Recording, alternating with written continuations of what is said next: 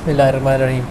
Hello guys, last class में हमने discuss किया था कि सी शार्प क्या होती है और हम सी शार्प की हमने कुछ एक बेसिक इंट्रोडक्शन लिया कि सी शार्प एक प्रोग्रामिंग लैंग्वेज है।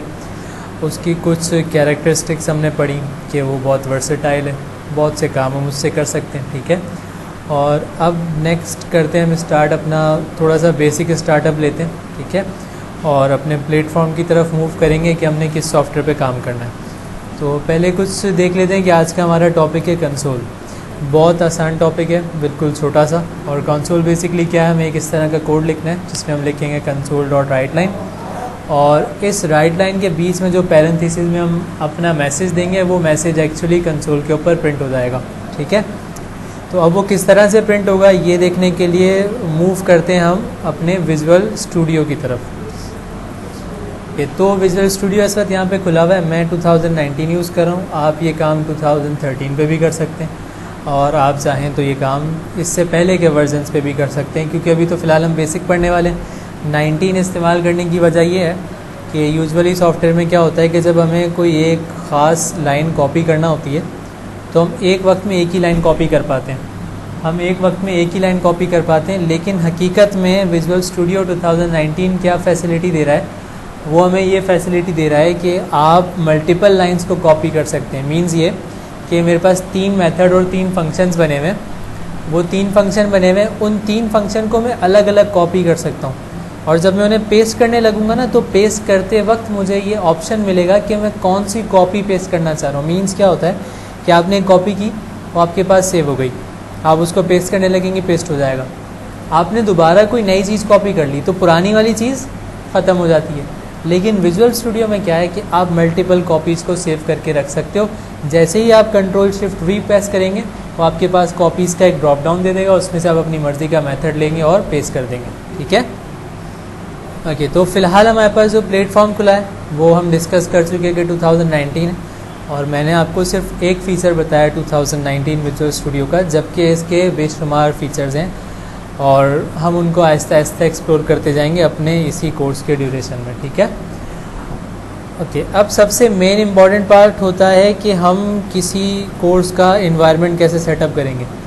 तो इन्वायरमेंट सेटअप करने के लिए हम नेक्स्ट लेक्चर में देखेंगे कि हम कैसे विजुअल स्टूडियो इंस्टॉल करने वाले हैं। ठीक है, हम कैसे अपने सिस्टम को इस काबिल बनाएंगे कि हम उसमें .NET की प्रोग्रामिंग कर सकें। सही, तो फ़िलहाल क्या करते हैं, क्रिएट न्यू प्रोजेक्ट पे जाते हैं और यहाँ क्लिक करते हैं। Okay, so here we are. ये हमारे पास न्यू प्रोजेक्ट के कुछ ऑप्शन हैं। रीसेंट जो हमने प्रोजेक्ट यूज़ किए होते हैं उनकी लिस्ट ये आ रही होती, जबकि यहाँ से हम ये इन मल्टीपल फ़िल्टर्स को यूज़ करके अपना काम कर सकते हैं।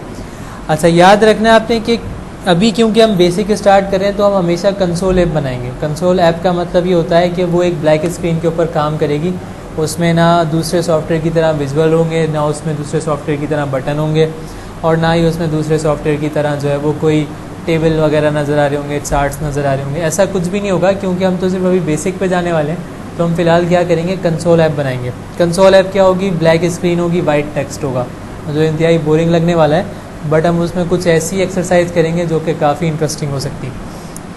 तो हमेशा याद रखना है कि .NET कोर नहीं बल्कि .NET फ्रेमवर्क यूज़ करेंगे। सही, .NET फ्रेमवर्क पे आपने क्लिक करना है और यहाँ से इसको नेक्स्ट कर देंगे। ओके, नेक्स्ट करने के बाद यहाँ अपने प्रोजेक्ट का नाम, तो इधर हम लिखेंगे माय फर्स्ट ऐप।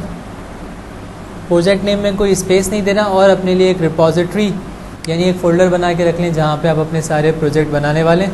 तो हमारे पास एक ऑलरेडी बना हुआ है तो हम उसी में सेव करेंगे। .NET का वर्जन भी ऐसे ही रहने देंगे डिफ़ॉल्ट जो है, और क्रिएट कर देंगे।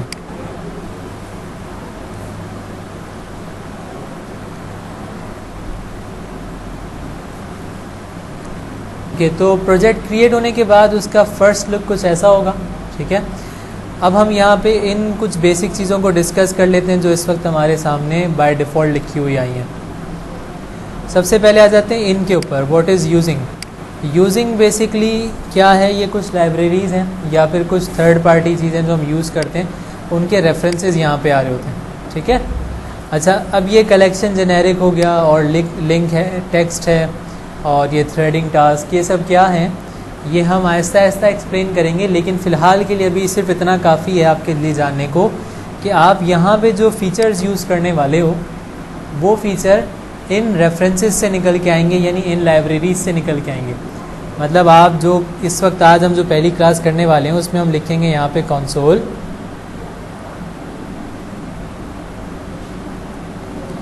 Dot right line,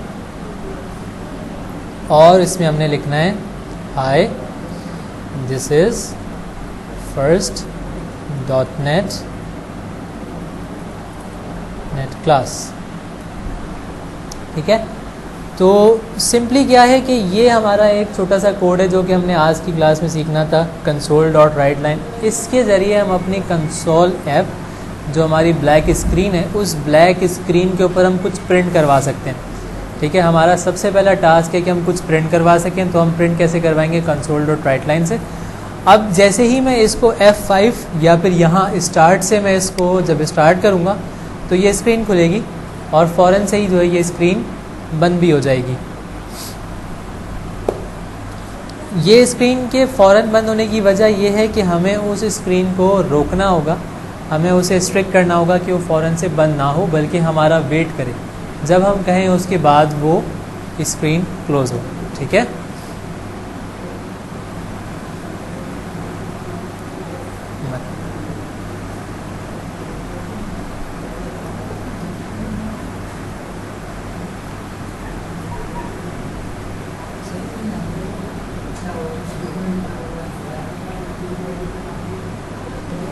okay guys, तो जैसा आपने देखा कि वो स्क्रीन खुली और फ़ौरन ही थोड़ी देर के बाद वो लाइन प्रिंट करने के बाद वो बंद भी हो गई।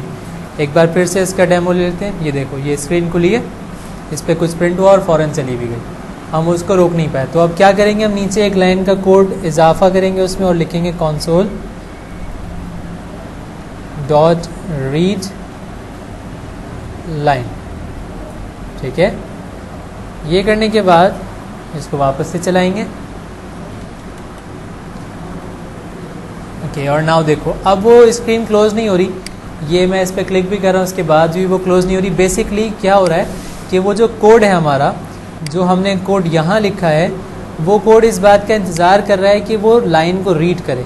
जब तक हम कोई की प्रेस नहीं करेंगे उस वक्त तक ये एप्लीकेशन हमारी बंद नहीं होगी, बल्कि चलती रहेगी। देखो, जैसे ही मैंने कोई की प्रेस की वो हमारा कोड बंद हो गया, प्रोग्राम बंद, और इस तरीके से हमारी फर्स्ट एप्लीकेशन स्टार्ट हुई और हमारे ही की प्रेस करने के ऊपर क्लोज़ हो गई।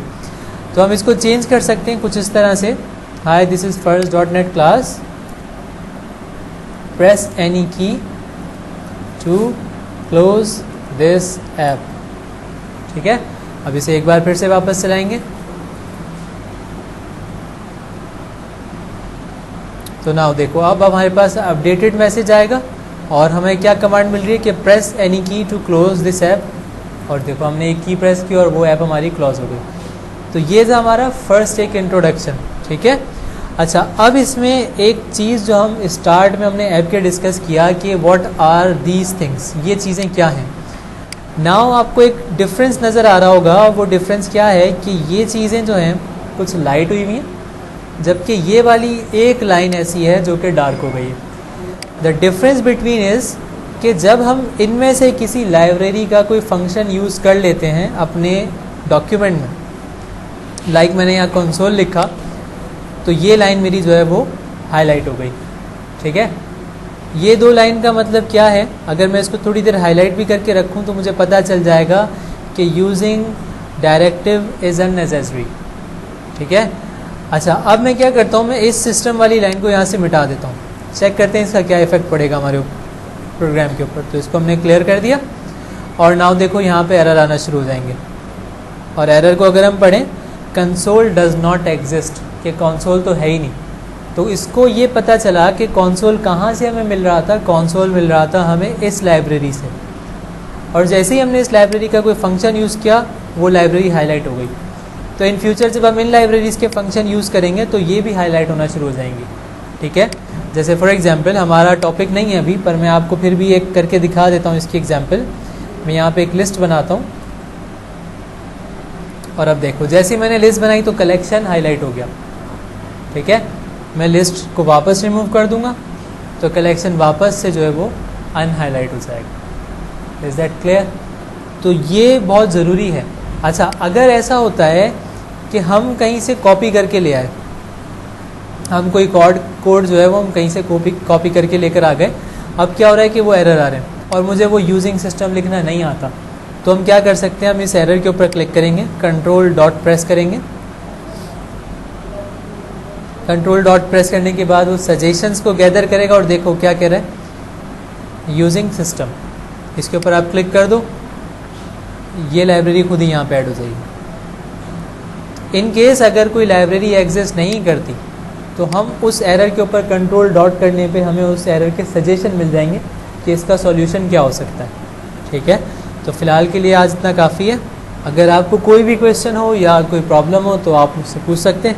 बाकी फिर नेक्स्ट क्लास में हम सेटअप एनवायरनमेंट करेंगे कि एनवायरनमेंट कैसे सेटअप होगा ये कोड करने के लिए।